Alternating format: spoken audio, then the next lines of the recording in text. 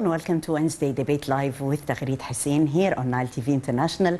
Tonight we'll be talking about Egypt's continental presence. One of the main characteristics as well as the targets of the new republic is regaining Egypt's position in Africa and restoring its distinctive pivotal role among the African community. In that regard, Egypt made great efforts to establish security and peace in Africa and stability in order to stop any sort of conflicts and push further for political solutions to any sort of crises in the region. Several times, President Abdel Fattah al-Sisi asserts that Egypt spares no effort to support the African countries to achieve development and stressing the process of development in Africa that can be attained by more than one means through consolidating stability and also establishing an integrated basic infrastructure, which is actually linking the African continent and contributing to bringing about the desired goal of Africa's economic integration.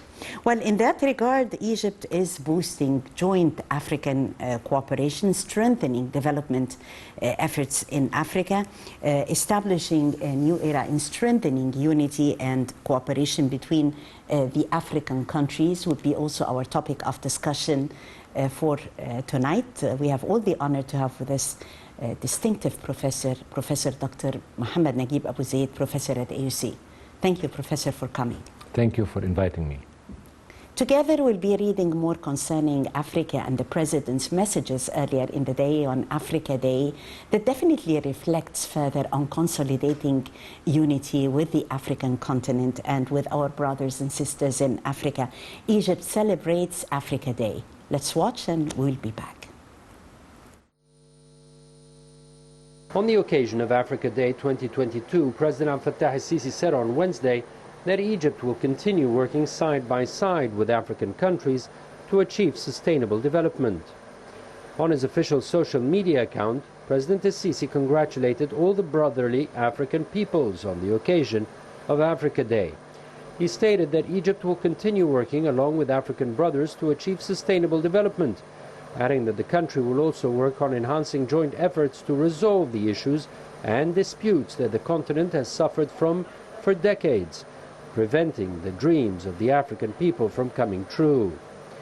The head of state underscored that the occasion of Africa Day represents a great historic memory, marking a new era of enhancing unity and joint cooperation among African states. Through his tweet, the president stressed that Egypt is taking firm steps towards creating a stable continent that guarantees a decent life for its people and instills a culture of civilization, tolerance, and love for the whole world.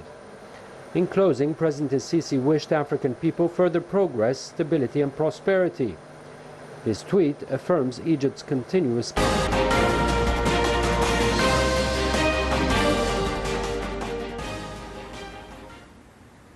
Dr. Abu Zaid, the President earlier in the day and in his tweet had stressed the importance of the strenuous efforts that Egypt is exerting for the welfare of the African people. And the Egyptian presidency of the African Union had seen great steps and efforts in that respect.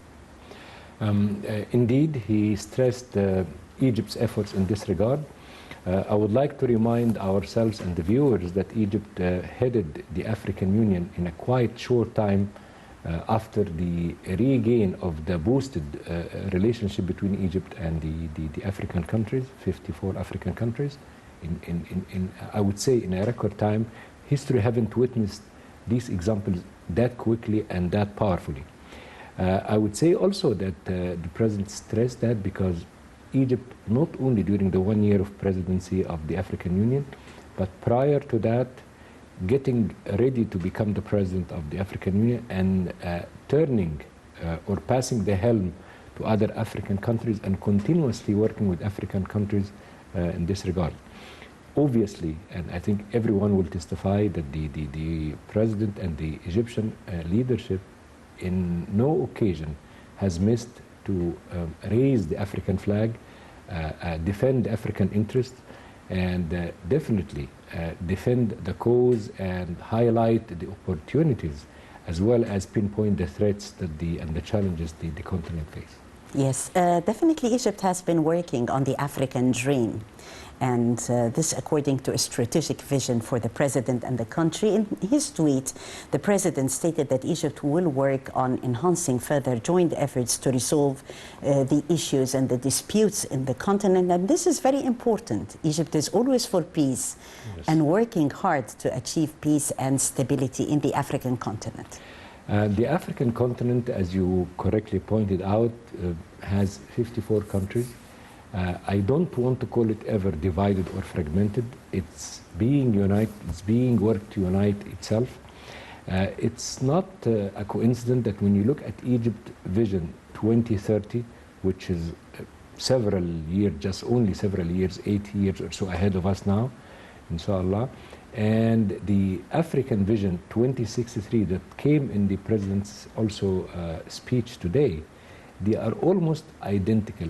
Or I would say if you take Egypt Vision for that time and expand it a little bit to over few more decades, it will be almost coinciding with the African vision in this regard.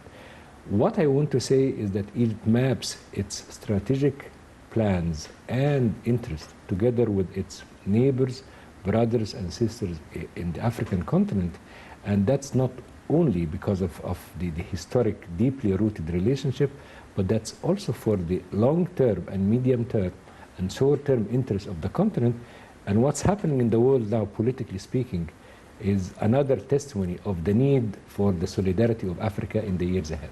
Yes, definitely. We've been also working with Africa in a sense of cooperation and a vision regarding logistics and working on sustainability and the different developmental projects, not only in Egypt, but extending that to deepen the relations with the African continent also in that respect in terms of logistics and sustainability. I'm glad you're bringing this point up, because if any one of us would follow, I would give so many examples.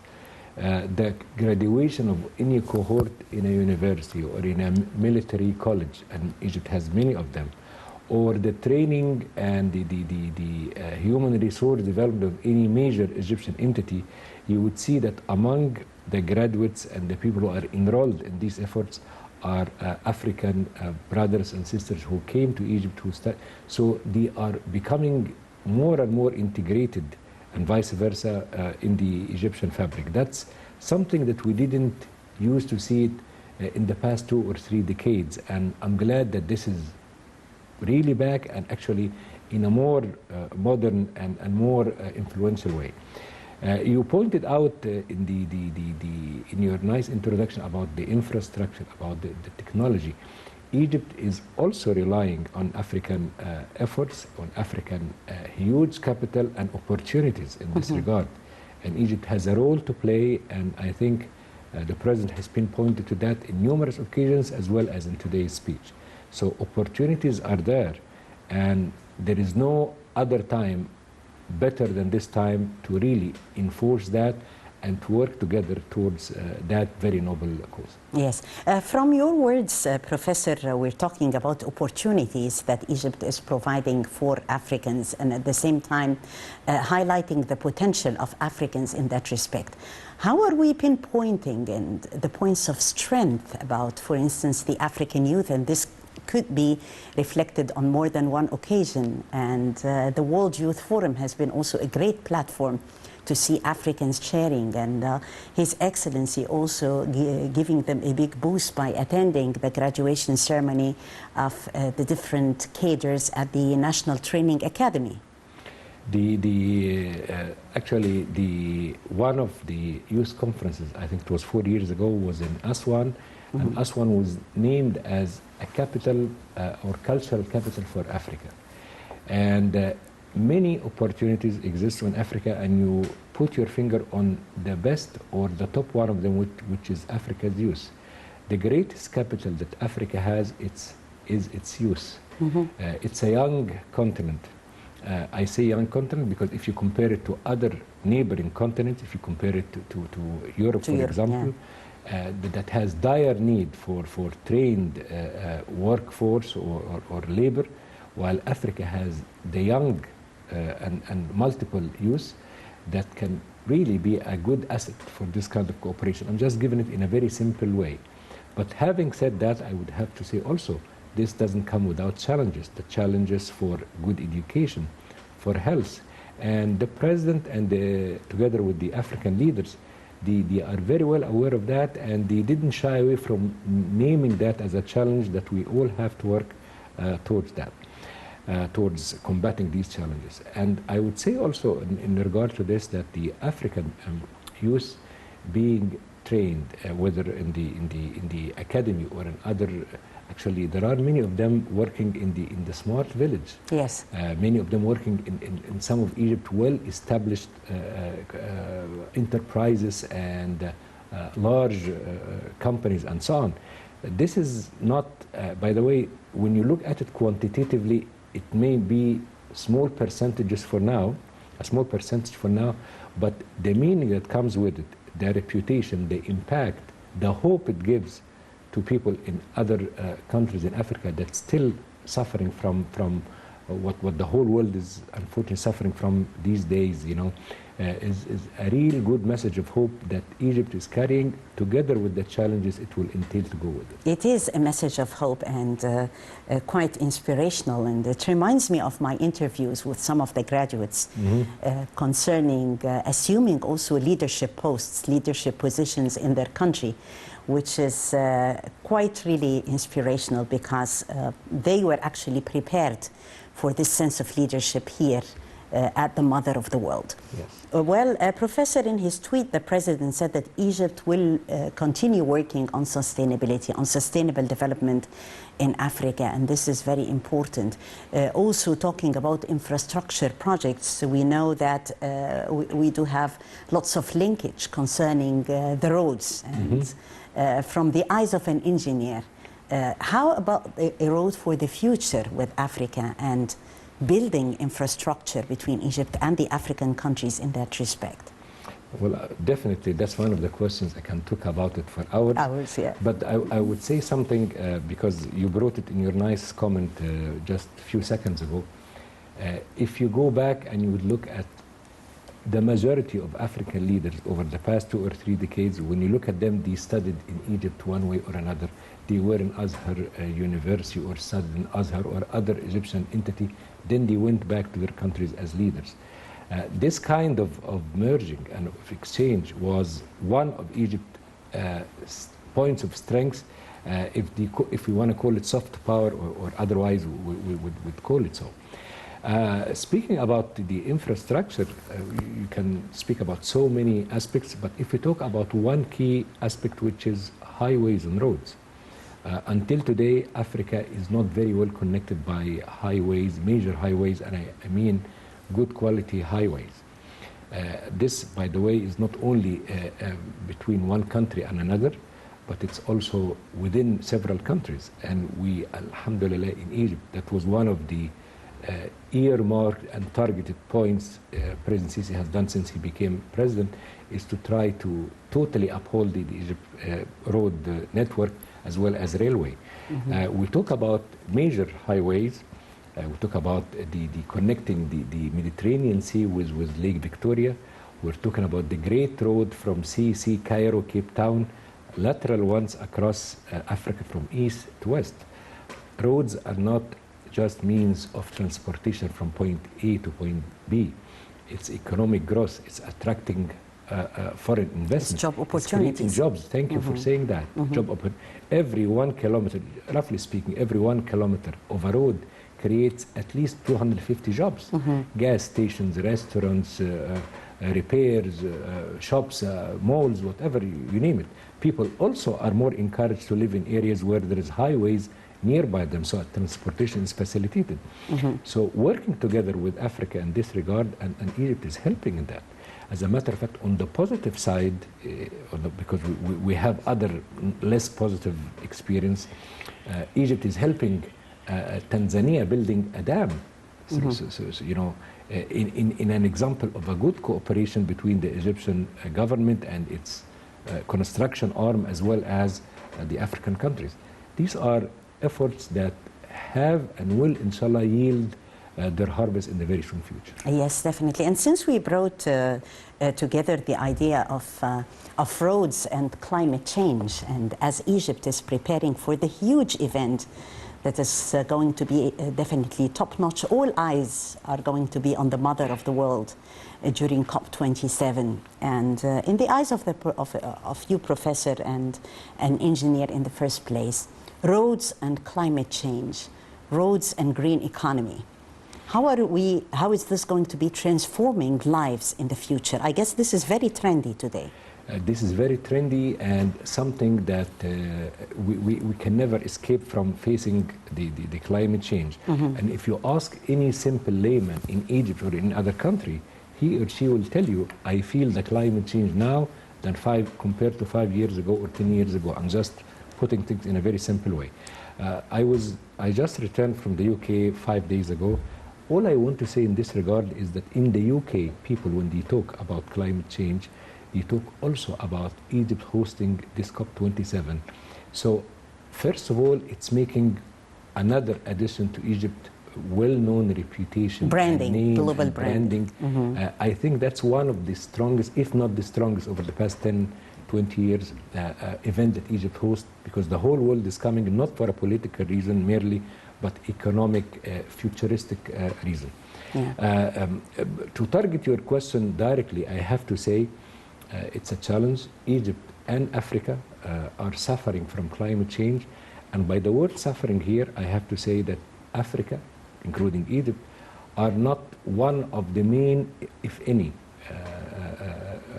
contributors to the climate change. We have far less carbon print. We have harmful gases released far less than the West. With all the malpractices, our solid waste and hazardous solid waste is far less than the West and industrial countries, but we pay the price of climate change. And for that, I have to swing to another tangential but important point. The new cities being established in Egypt, if we give an example, New Alamein, all these coastal areas are now being prepared to face the rise in the sea level, the change in sea level, the water. So they have been established smart and to be environmentally friendly. Environmental friendly, smart, and to face a change that many countries still, you and I know that people were in a state of disbelief of this climate change or not taking it seriously until only a few years ago when people really listened and listened carefully. Even in the last COP26, people were screaming, saying, please do something, and who is addressed here is mainly the industrial countries. So it is a fact, it is happening, and Egypt, not only in the center of the event as climate change hosting of the COP27, but one of the countries that will and should lead Africa in combating this phenomena that, unfortunately, if not tackled well, it will be too late to do anything after that. Yes, definitely the last few years has witnessed and has been characterized in an increase in the Egyptian activity in the heart of the African continent. We have lots of dynamism upcoming, and today, for instance, we find important meetings of Egypt's top diplomat, His Excellency Minister Sameh Shukri, Minister of Foreign Affairs, and his South African counterpart, a very important meeting discussing regional and international issues of mutual interest. We'll be talking about this important meeting and Egypt's guest, a very heavyweight in the continent. Short break and we'll be back.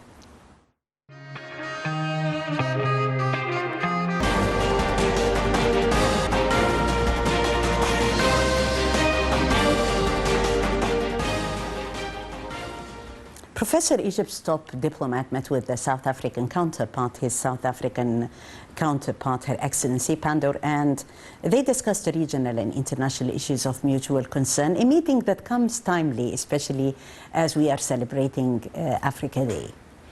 I happened to be listening to that particular meeting and the press conference that was held along that meeting. I have to say that Egypt and South Africa, as a matter of fact, first, they are almost on the same longitude when you look at it geographically speaking. And the two are like the two sides of the balance or the scale that really the two most heavyweight countries in Africa.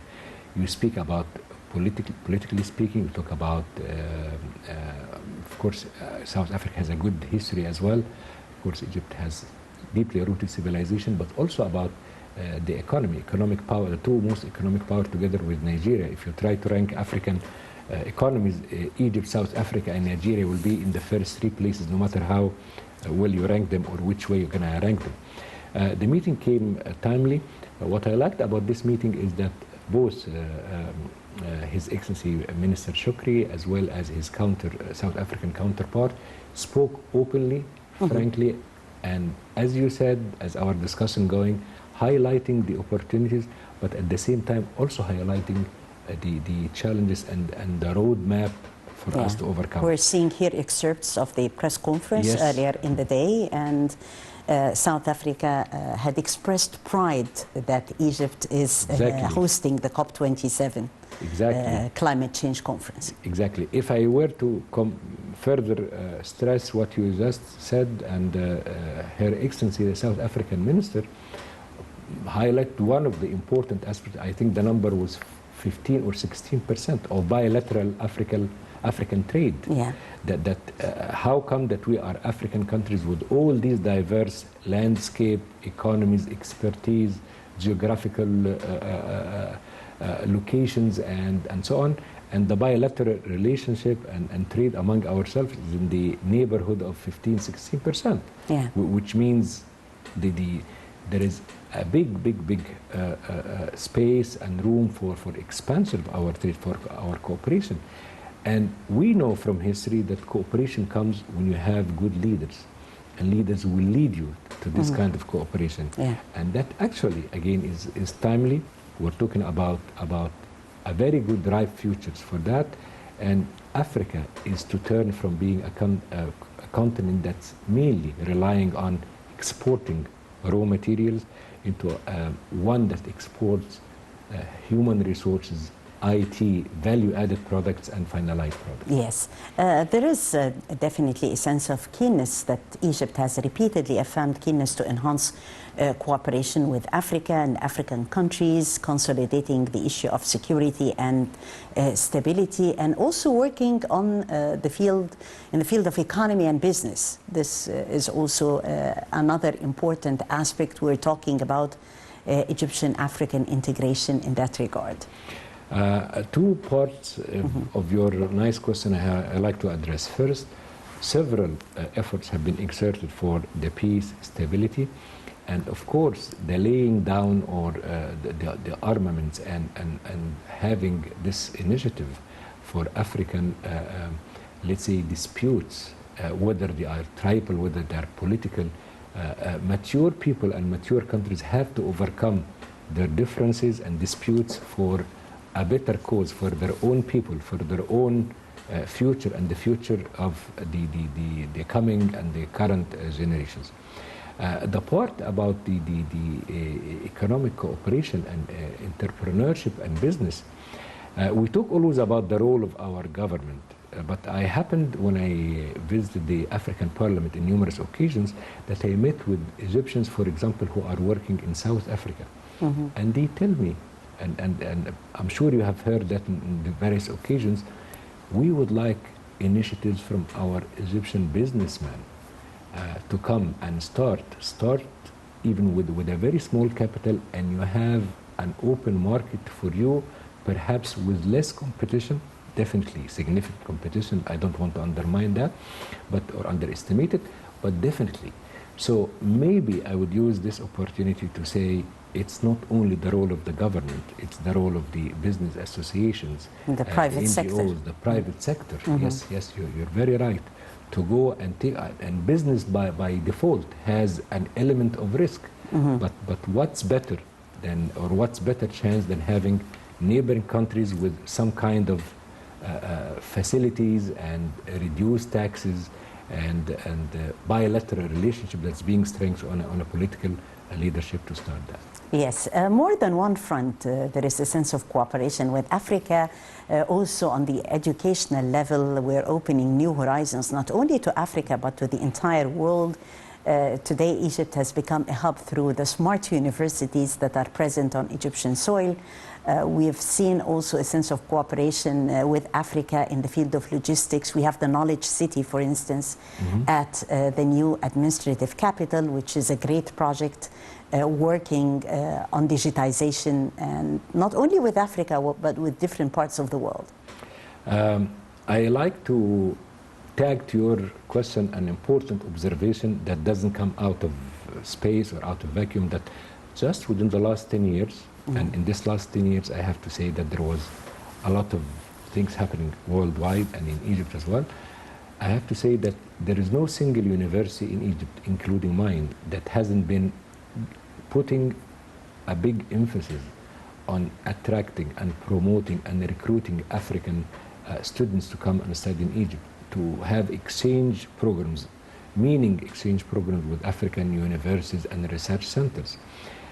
Again, the companies today, if you recall from this press conference with Minister Shukri, Her Excellency was talking very proudly and very enthusiastically about the Egyptian, for example, medication and pharmaceutical industry. Yeah. What great opportunities that this industry has in Egypt and in Africa for exporting, and the African continent is in dire need for Egyptian and for locally manufactured products, whether they are pharmaceutical with the other oil. But I'm using this as a good example for Egypt's effort in penetrating into the African continent. Yes. On the construction level, we find that we have many examples to follow suit in Africa. Egypt has provided many examples. We're really proud of the new administrative capital as one of the developmental projects that have been pinpointed all over Africa to be one of the best. So the sense of adaptation and building those smart cities, especially the new administrative capital, from the construction view, how do you see that? I tell you, and this happened, by the way, for example, yesterday, when I go anywhere towards the Red Sea with my car back and forth, and I just go along, even without entering the smart city, the new administrative capital, which is good that I said smart city as well. When you go along just the outer perimeter of it, you would feel proud and you would feel the magnitude of this project. And since we talked rightly so today about Africa, many or almost all the African delegations that come here, they give them the opportunity to visit the administrative capital. Yes. And they come back out of this trip like stunned. They can't believe, like we Egyptians also to a good extent, what's happening there. So it's a landmark not only in Egypt, it's for Africa. And why it's for Africa? It's providing a good model for a capital that is going to change, inshallah, in the positive sense, the future of Egypt. And I have to say that most of the African cities are long, I don't want to say outdated, but have lasted for over several decades. And not only this, by the way, problem in Egypt, but you need to dissolve and redistribute the population of all these countries. Nigeria is another good example, the most populated country in Africa, 120 plus million people. And so we are providing a model for us in Egypt to follow in other cities, not necessarily a capital, and we have many of these new cities, but for Africa also to benefit from. And you're rightly so, it's a smart, it's environmental friendly, and hopefully sustainable in a way that will make the new generations live with less maintenance in a more healthy environment in a long-lasting way. Yes. From the eyes of an engineer, how do you see those smart cities if compared to other smart cities around the world? It's again a good question that, by the way, if you ask anyone what is the definition of smart city, there is no, let's say... digitized city? There is no one unique definition for that. But, I will say to you the 5 things that characterize a smart city. Digitized, environmental friendly in the way it is being constructed, environmental friendly in the way it's being operated. All of that, by the way, is interrelated. It's a healthy environment to live in, and it's promoting growth, economic growth, investment, business environment, education, and so on. All these economic activities, including education. So that's what makes it smart. If I were to give a simple example, you wouldn't see and should never see, it's not the best perhaps example I should give, but a small truck carrying garbage going from one street to another. Right. You should never see people waiting in a bus station out in the hot summer while there is, and there should be another place where they wait, and digitizedly speaking, they would know that in 5 minutes the bus will come. Of course, I'm giving very simple example. Yes. The building will shade itself in time of heat, so as it will save the energy of cooling and so on. We wouldn't waste energy, whether it's summer or winter, but I particularly talk about air conditioning and so on. These are things that you wouldn't see in a smart city. And we are in the high end of these generations. And by the way, the viewer should know, when we started the smart city, compared to today, along the line as we go, we introduce something else, because since we started, life and the world and technology has changed. So we wouldn't achieve what we wanted to do 10 years ago. We achieve what we want to do today and in the future. Yes, those are future cities actually, and they are considered to be the components of the new republic. The new republic is a new way of thinking and a new way of implementation. How is it a new way of construction as well?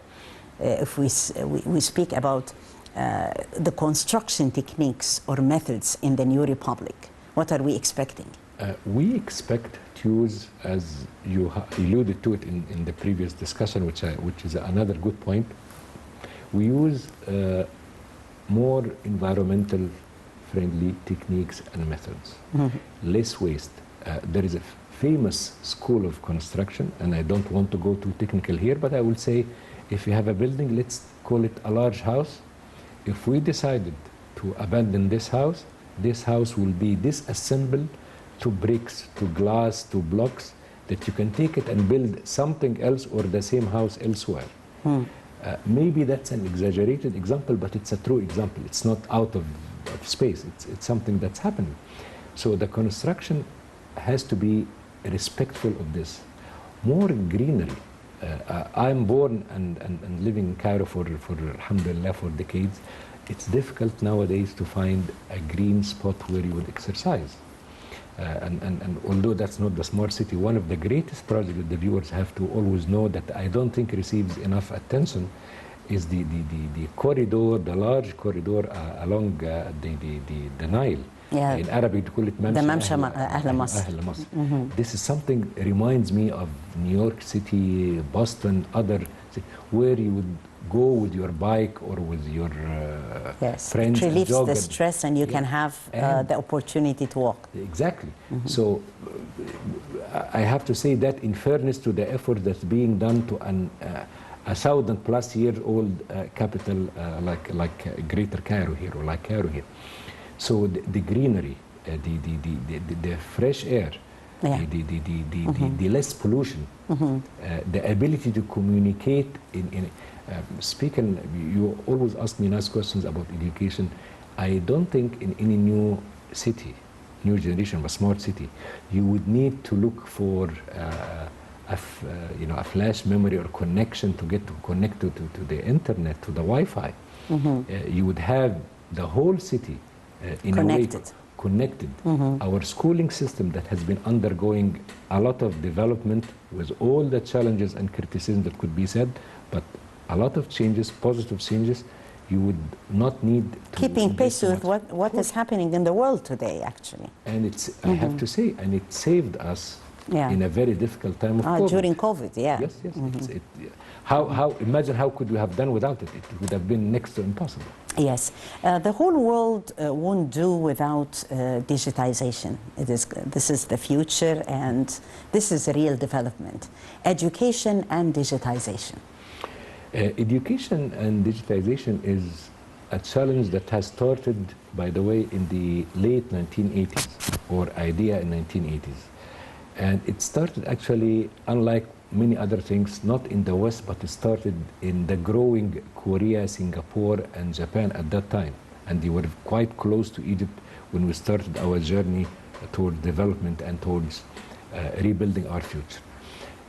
Education nowadays, there is a famous saying that, for example, universities as they stand today will not last in the modern world. They are going to be just like walls and classrooms.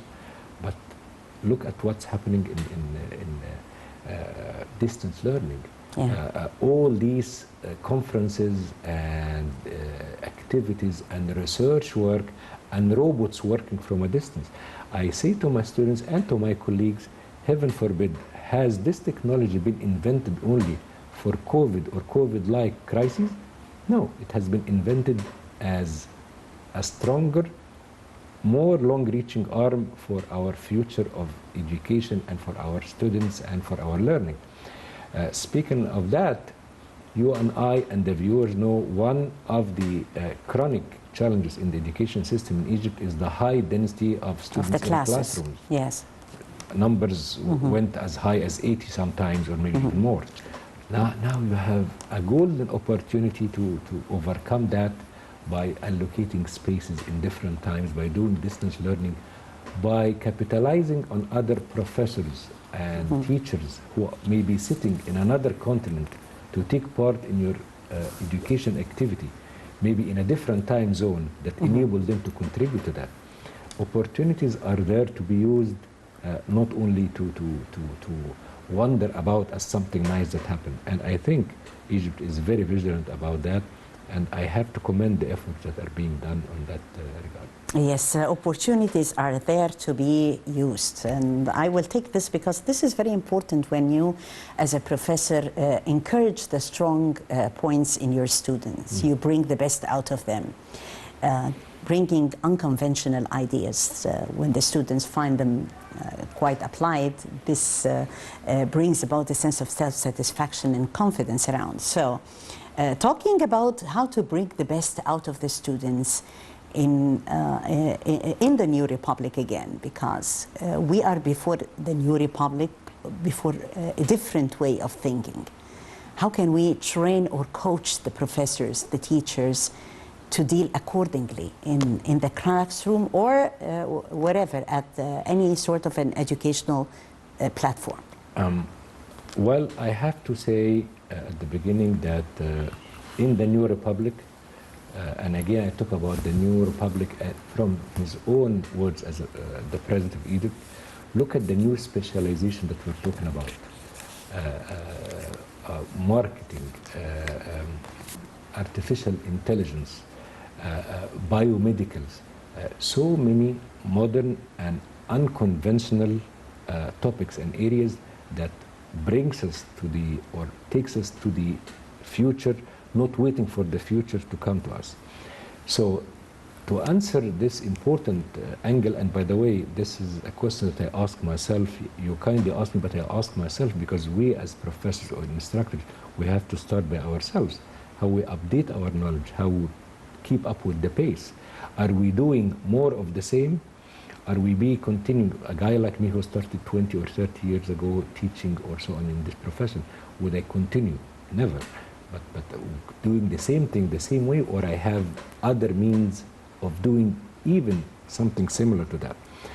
Our students anywhere in the world, and I would talk also proudly about my own university and my own students, like to be challenged. And there is no better challenge than challenging them with the mode of the era and what's happening worldwide. Yes, definitely. Great achievements, Professor, that we talked about today. Thank you so much, Professor Dr. Mohamed Naguib Abu Zaid, Professor at AUC, for coming to Wednesday Debate Live and talking to us about those important headlines in the news and also about the components and the features of the New Republic. Thank you so much, Professor. Thank you very much for inviting me. And I thank you, dear viewers, for joining us tomorrow, another team. I'm Zaid Hussein. Many thanks for watching.